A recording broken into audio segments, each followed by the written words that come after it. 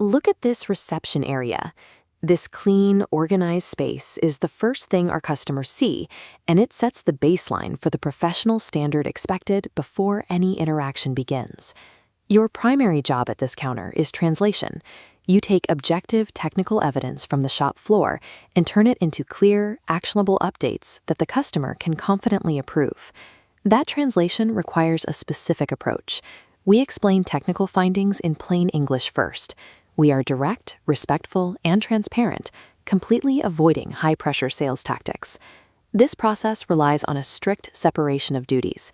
The technician evaluates the vehicle and makes a recommendation based on evidence, but they do not sell the job.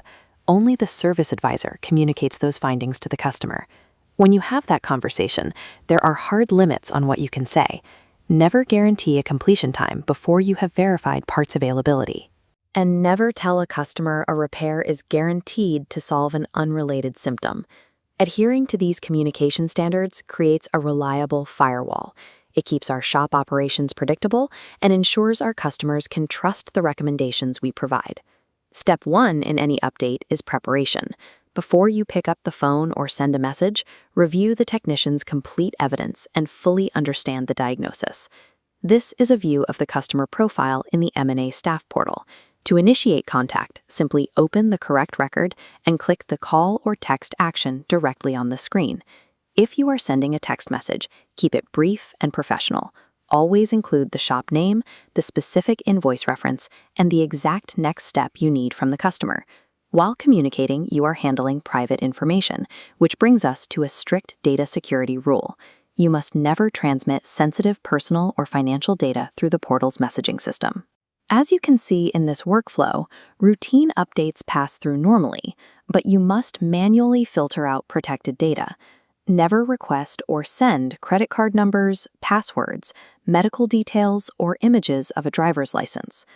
By forcing all communication through these integrated, secure portal tools instead of personal devices, we prevent rogue messaging and keep the customer's private data entirely out of our written logs. Once you have the customer on the line, you will guide them through a mandatory 8-step sequence for delivering the diagnostic update. This ensures no critical details are missed.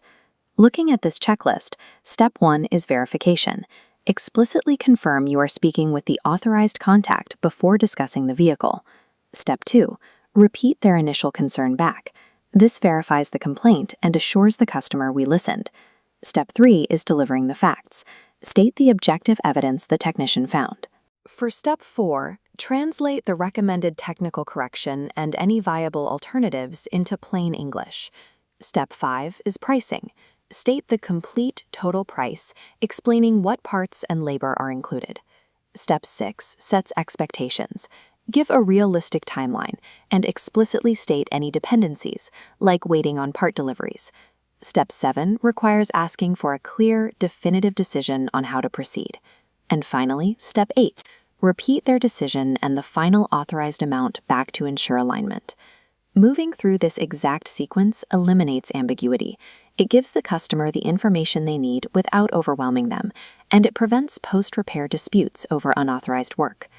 Getting verbal approval is only half the job. At M&A, changing a job status to approved is completely invalid without a detailed, supporting written note in the system. This brings us to the portal's note-taking interface. Here, you have to choose how to classify your log using this toggle separating public notes from internal notes. Public notes are strictly for customer-safe information. Whatever you type here will be visible on the final issued invoice handed to the customer. Internal notes provide shop-only context. This is where you coordinate with technicians and management about parts delays or diagnostic specifics. Regardless of the note type, a valid authorization log requires 4 specific elements: the name of the person who approved it, the timestamp, the contact method used, and the approved amount cap. Once that record is saved, you have one final security mandate. If you step away from this counter, you must lock your screen or sign out of the portal completely. Clear communication and rigorous documentation are the essential final steps. They give the technician the green light to proceed, ensuring we deliver on our promise to keep the DMV moving.